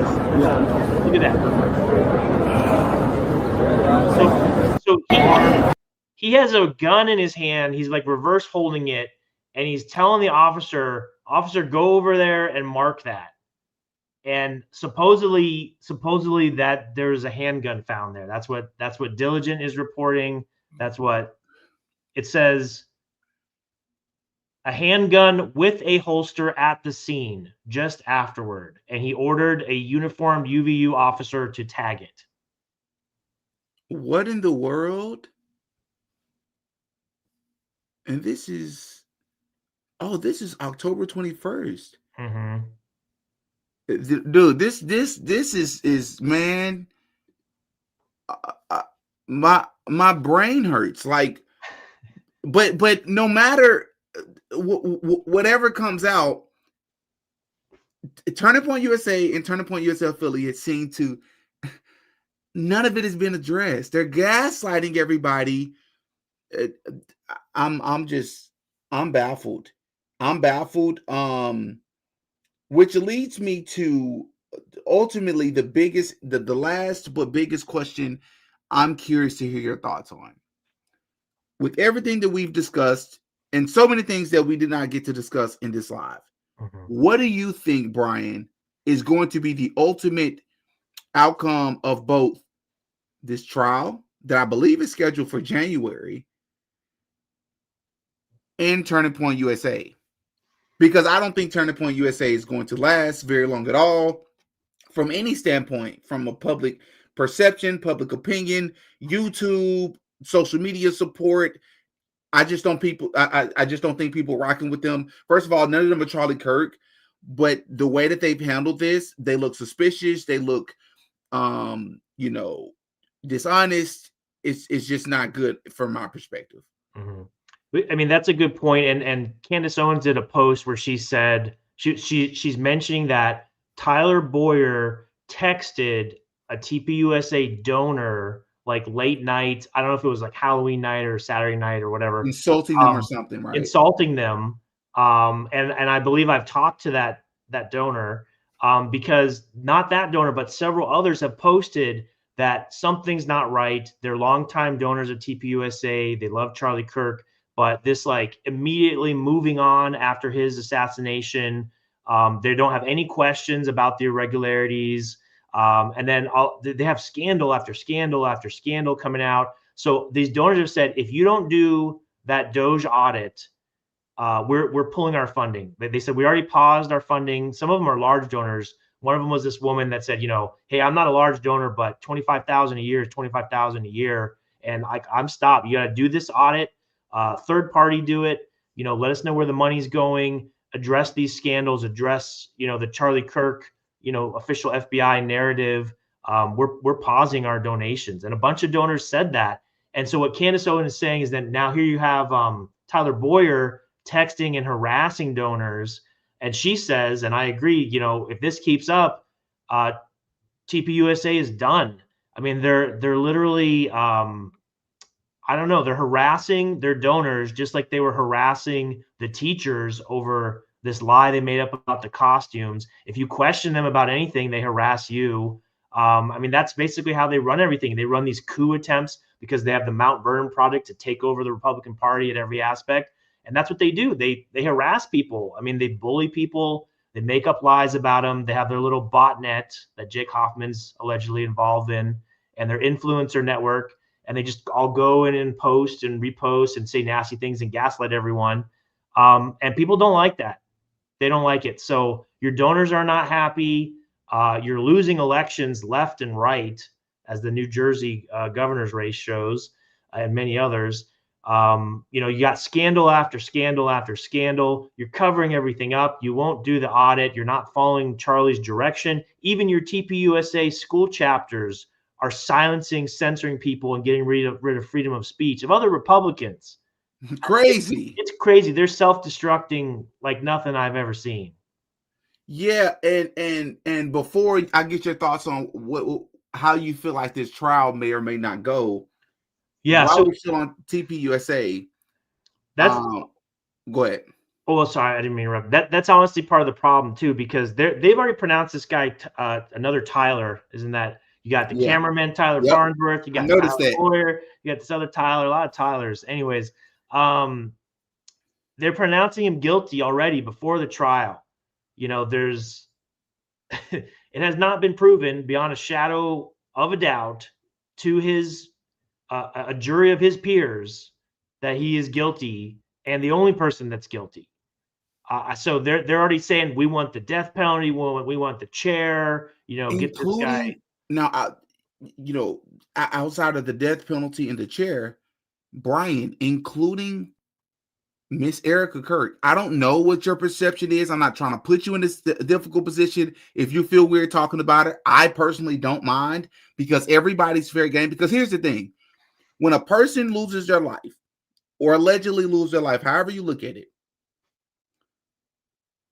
the spouse is always the number one suspect. And if that person is immediately absolved of any wrongdoing, all right, fine. They move on to the next person. But but here it's like, if you notice, you're ridiculed for noticing. So say what you're comfortable with saying. Me, I've made multiple videos. If you haven't checked them out, do you know who James Lee is? Yes, I think I actually saw that video where you were talking about the way that Candace was giving Erica Kirk's odd behavior like some grace, and you mentioned him. So I want to be honest about Erica Kirk's odd behavior, because I don't want to be called a hypocrite, guys. I saw what you did, but no, I'm just teasing. But I've already made posts noticing. I love that word, noticing, by the way. Noticing Erica Kirk's odd behavior. Now, I think maybe the reason that Candace is doing that, I mean, obviously she's friends with her, right? So there's that. I don't know if that's obvious, though, Brian. I think it's obvious that she was friends with Charlie Kirk, and I think she may have met Erica Kirk a few times. But it's clear to me, even though some people have alleged that Erica could be Candace's secret source, I just don't think that's true. I don't even think that Candace Owens and Erica Kirk, this is how close I believe they are. So close that I don't believe that Erica Kirk and Candace Owens have even spoken since everything has taken place. I think Candace has done her due diligence in reaching out and send her condolences, but outside of that, I don't think they've spoken. And part of the reason I believe that is because when you hear Candace talk about Erica, it sounds like she's far removed and she has no clue what Erica is thinking, what Erica is doing. She has no clue. I think she's guessing like the rest of us. But continue. Yeah, I mean, that's a good point. What I was going to say was, it might be possible that Candace and other people are holding off of truly harsh criticism of Erica Kirk, hoping that she's going to do the right thing. She's going to come in and realize, you know what, we need to jettison Tyler Boyer. Let's do my husband's audit, his last written dying wish that he sent to the whole company. Let's go ahead and do that. I don't know why she hasn't made a statement about that. She should. So I hope she's going to do the right thing. Are you stating here, not to interrupt you, but are you stating here that you have reason to believe that she already holds this position and she just hasn't made a public statement about it, or? No, I'm not saying I know what her position is or not. I'm saying Okay. People are hoping, and I'm hoping that she's like her husband. She's going to do the right thing. She's going to clean up the company. She's going to have this audit. I haven't seen it yet, and I mean, I've seen a lot of strange, odd behavior, like you've been talking about, but that doesn't mean that she's not going to do it. So I'm just saying maybe Candace and other people they're pulling their punches a little bit. I mean, she is a grieving widow. Your husband was killed. So, but then maybe they hope she's going to do the right thing. So they're pulling their punches a little bit. Okay, Brian, this is what I will say, and you don't have to agree. This is my position, so I don't want you to take any heat for this. My position, Brian, is that I will give Erica this much credit. In her interview on Fox, a snippet that they released a day or so ago, she did say that she would like cameras in the courtroom because there should be nothing to hide. And for that, I commend her. I agree with her.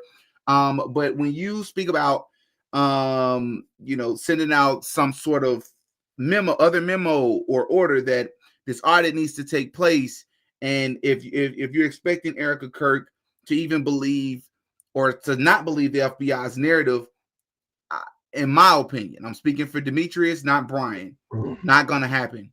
I don't think it's going to happen, and I hope I'm wrong. But Brian, she has already come out multiple times, including in her snippet with Fox. Not only does she say that she believes the FBI story, similar to Megyn Kelly, just like what Megyn Kelly said, she doubled down and said she has no other reason to believe any other narrative other than what the FBI has said because of the evidence that she has seen. Yeah, I mean, I don't know how any critical thinking person can do that. I mean, the FBI has been corrupt for so long. They literally canceled an investigation into foreign involvement. And then Candace announced, guess what? There was 12 cell phones registered in a foreign country right there on site. How can a podcaster find that, but the FBI can't, Brian? How? Well, supposedly they had that and wouldn't release it because it doesn't look good. Just like the JFK files. Why were the JFK files held so long? And then when they actually got released, just an update, it didn't make a certain country look so good. So that's why they were held. So I don't know. I don't know how Erica Kirk can be a critical thinking person and say that. And more than that, I know, Dee, that you're a man of faith and you believe in Jesus as I do. And then that discernment is a gift from God, from the Holy Spirit. And if you are truly a Christian, like Charlie Kirk was, and I believe at the end he was discerning the truth, that's why he was saying what he said and taking those actions. If you are truly a Christian, like Erica Kirk proclaims all the time, you should be praying for discernment, for wisdom, and you should be given that wisdom, which I believe would lead you to naturally question the most corrupt organization in the history of the United States that's lying constantly and just canceled a bunch of investigations. Hello. So, I think that as a Christian, you have to pray for that discernment and that wisdom from the Holy Spirit. And it says in the Bible that if you ask of God, it will be given to you. So if you pray for wisdom and discernment, it will be given to you. So I ask that, your followers and listeners and mine pray for Erica Kirk, that she's given discernment from God, whether she prays for it or not. And she needs to take some critical thinking steps, clean up her husband's company, follow his last wishes, and get rid of some of these bad actors. I mean, like Tyler Boyer, they need to be gone. Don't know if I could have said that any better. That's incredible. Brian, this has been incredible, man. I really appreciate you coming on.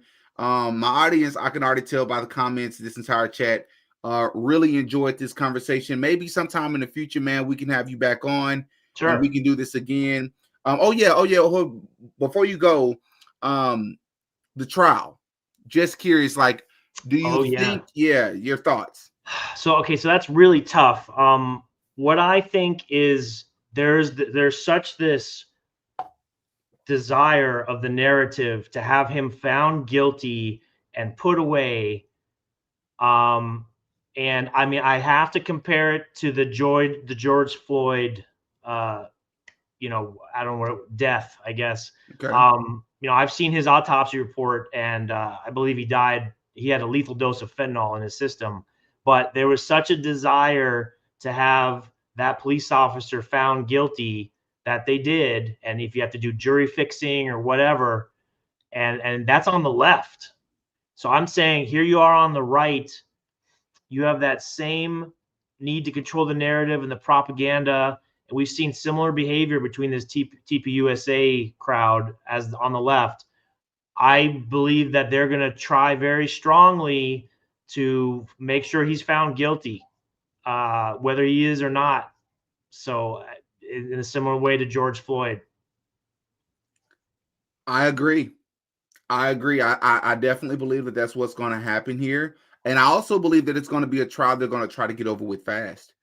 I think this is going to be something that they don't want. I think it'll make headlines only because of, it was Charlie Kirk, but I personally believe that once this trial, takes place, I believe there's going to be some headlines that comes from it, but there will essentially be no cameras. I think they're going to try to keep this as low profile as best as they can. And I think they're going to try to, as they've already been doing, move on from it. Kash Patel is busy sending out tweets and arguing with people on Twitter because, bro, you're literally the director of the FBI, bro. It kind of comes with it. If you can't, you're supposed to be out here fighting actual bad guys, and you're upset because people are tweeting about you, and it's fair criticism. It's fair questions. And much how, yes, you can't talk about an ongoing investigation. You can't talk about certain things, but the lack of transparency coming from Kash Patel's FBI when they sort of promoted themselves as being the most transparent administration ever has been disappointment isn't the word for me, because I'm not surprised. I'm just going to say it's hypocrisy. I agree with you completely. And if it was a one-off, it would be, maybe understandable. But Pam Bondi also canceled, this investigation into Pfizer, who was clearly bribing doctors and politicians to so they could sell more of their COVID-19 shot. That investigation was canceled. This investigation into foreign involvement was canceled. There was a bunch of other ones really that shouldn't have been. The Epstein files don't exist. They're on my desk. They don't exist. We got a truck full of papers. I don't know. Here's part one. Part two is coming later. Phase one, phase two. That Epstein binder gate. You remember those? It was like 12 or 15 influencers that were there. But when that first happened, I was like, what is this? This is like something out of a novel. It's like, why are you flashing? This is real victim. These are real victims, right? Real people. Many of them are still alive. How do you think they feel when you come out? You've been hand selected because you're better than every other influencer to be able to reveal this information, and you're sort of rolling it out like some sort of movie premiere. It's weird. It's like, bro, just do your job. Go get the bad guys. Yep. I agree. It's just bizarre. And then what connected those influencers that got the binder? They were all connected to Turning Point. All of them were Turning Point influencers. Turning Point. They all had really strong. DC Draino was there. No Jeff way. Funkovic. Yes. Yep. Yes, they were. I did a video on it. I'll have to send it to you.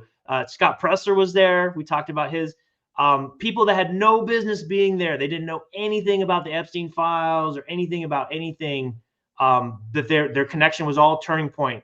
So, I mean, if you look at the Turning Point connections, JD Vance gave a shout out to Turning Point and Scott Presler today, saying, oh, don't worry about these losses, or we need to reunite. This infighting's terrible, thanks to Turning Point USA and Scott Presler.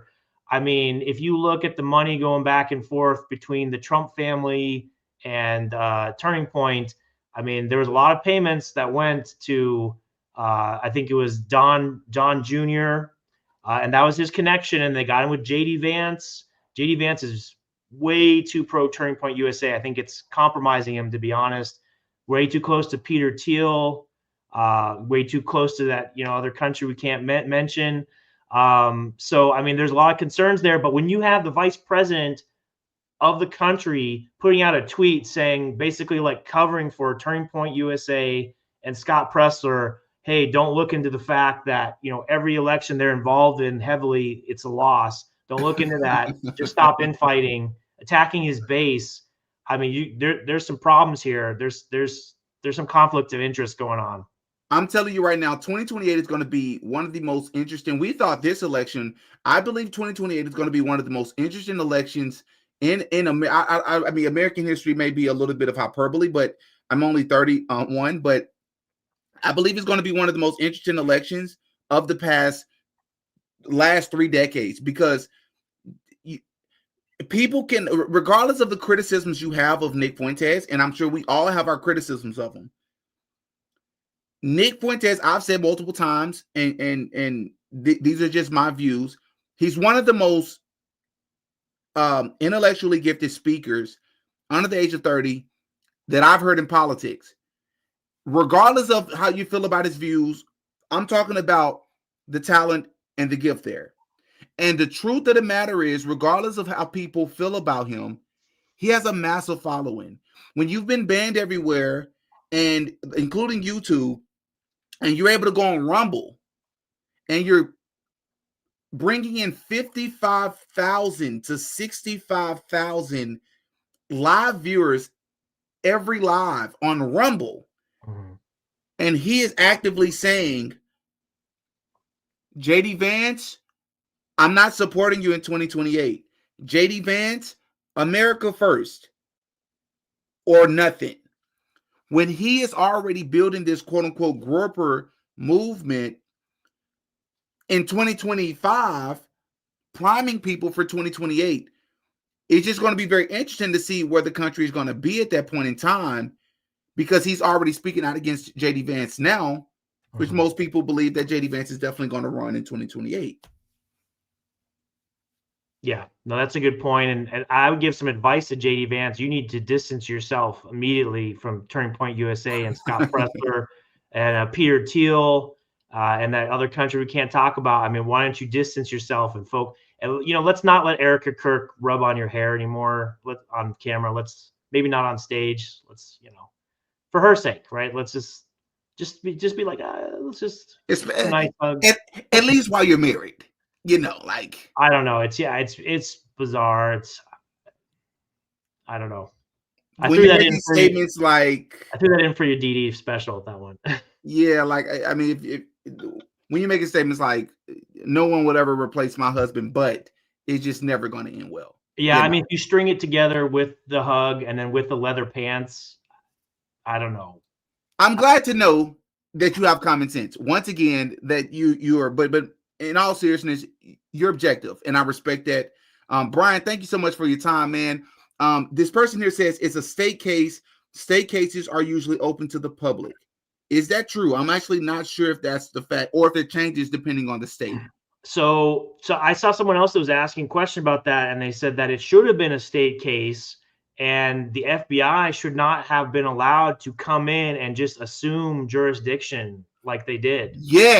Yes, I covered that in my last live. Savvy Sabs, a YouTuber named Savvy Sabs, said this. She said she looked at the protocol for if it's supposed to be upgraded to a federal case, and The FBI, like, it just doesn't meet the requirements by multiple standards, yet it was immediately taken over by the FBI. That's extremely suspicious.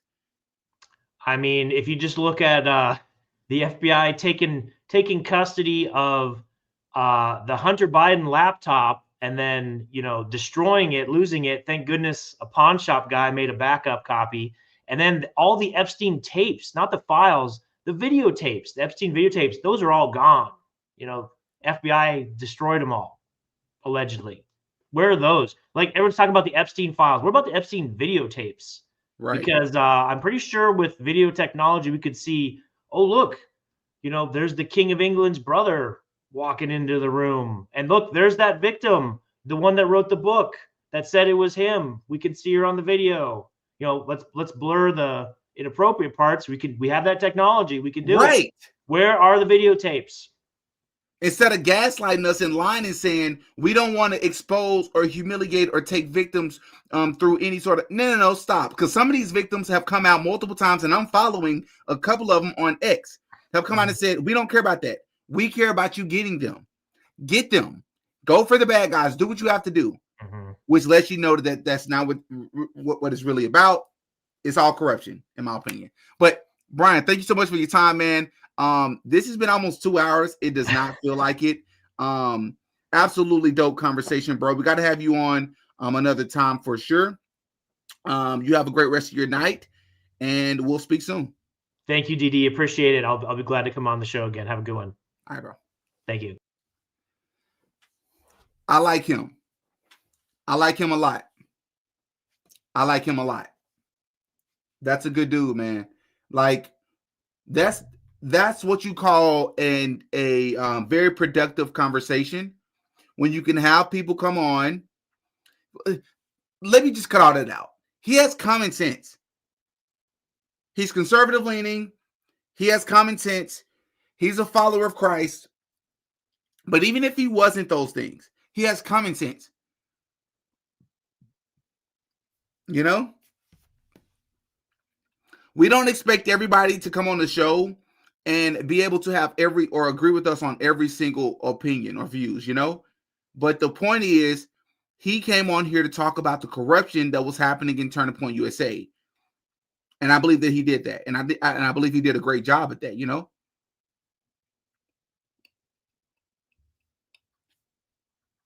Yeah, and apparently JD Vance, I believe he came out at the same time that Vivek Ramaswamy came out as well. Vivek Ramaswamy, who I like a lot of things about Vivek Ramaswamy, but it is suspicious that Vivek Ramaswamy is tied to the pharmaceutical industry. That is odd. So you believe the cop didn't unalive Floyd, did he? I believe that you're asking because of Brian's opinion. Brian and I weren't on here to discuss that. So if those are his views, those are his views. I believe that, in all honesty, if I'm being transparent, I haven't looked into it. I believe that whether the cop unalived George Floyd or not, and visually looking at the video, it appeared that he did. Whether he did it or not, I do believe that the cop, and I've said this before in the past, the cop should still nonetheless serve serious jail time for the result of what happened to George Floyd, because of his complete disregard for human life. So whether it was the drugs in his system or what the cop did, my position is the cop showed a complete disregard for human life by kneeling on his neck. Now, that's the two-dimensional perspective. From a three-dimensional perspective, I'll give you other opinions another time about what I really think happened that day with George Floyd, because George Floyd has an interesting background himself. I've made videos about it, but that's a conversation for another day. All righty. Mr. Land, as always, thank you so much for the $4 super sticker. Always great to see you. William, thank you for so much for the $2 super chat. Looked like dude knocked Charlie down aggressive. I agree. I think when he grabbed Charlie, I think it just wasn't, it's just like, bro, what are you doing here? What are you doing here? That was crazy. And Candace was saying, like, he laid Charlie down the way that he as he should have. Yes, Candace, Charlie should be laid down gentle. However, Charlie Kirk should not, I would imagine, I'm not an expert, not a medical expert, but I would imagine that you would not lean him in the direction of where the so-called red liquid is gushing out. I would imagine that you'd go in a different direction. You'd immediately place pressure on the wound, the open wound, you know what I mean?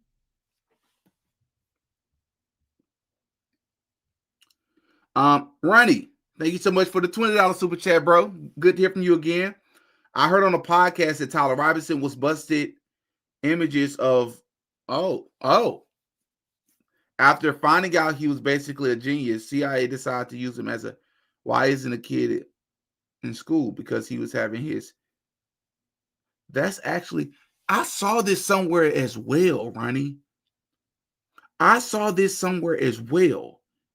And I thought about this too, because I'm like, how do they choose these patties? Who are the families who are the patties families? Because when you do this to these children or these patties, is no one going to miss them? Is no one going to fight for them? Is no one going to advocate for them? What if you're choosing people that no one's going to miss? What if you're choosing people the family agrees or goes along with it for whatever reason? That's actually a great question. I know a great point, Ronnie. William, thank you so much for the $5 super chat. They have everyone chasing their tails with this Charlie delete. Let's make a list of everything else that has been going on since the Pow distraction. I agree with that. If y'all are not following me on Instagram and Twitter, I recommend that you follow me. Link is in the description. Also, follow me on Discord. You can find the link. I shared it on, what did I share it on? I shared it on Patreon, I think. I need to share it somewhere else as well so y'all can get to it. But I'm saying that so that we can actually make a list of all the things that's taking place, like the digital IDs, like the SNAP benefits being cut off, like it's been a lot of stuff, like the bills that they got passed, like the Epstein files and the Ukraine war. It's been a lot of things that's been taking place. I agree. William, thank you so much for the $2 super chat. Let's not forget JD's a traitor. Liar, like, oh, yep, I agree. You know, JD used to be Democrat. And from my understanding, he was Democrat up until like last year. Or that's when most people found out otherwise, that he was conservative all of a sudden. Which, by the way, Trump didn't just choose J.D. Vance. J.D. Vance was recommended by two people, one of them being Elon Musk. The same Elon Musk that Donald Trump apparently had a public falling out with. You know? I believe, like Charlie Kirk was a creation, I also believe that J.D. Vance was or is a creation. I do. I don't trust him. I've seen the video about how J.D. Vance may be this other person, Jake Duggar or something like that, an actor, and they look just alike. It's very weird. It's very weird.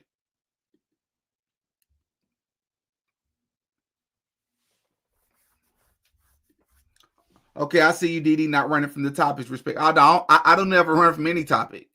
If I don't have the answer for something, I'll just tell you. I have nothing to hide, man. We here to figure things out, together.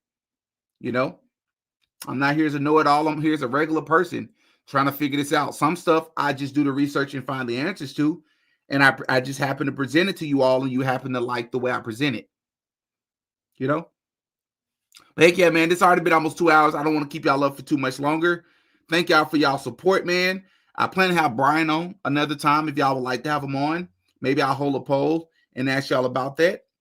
I'll catch y'all in the next one. Next one, hit the like button. Please hit the like button. Follow me on Instagram and Twitter. It's in the description so we can grow that platform. Links are on the way. I got a dope intro coming that's on the way. I have my new logo created. We are growing together. I'll catch y'all in the next one, man. I'm Demetrius. I go by Didi. I'll catch y'all next time. Peace.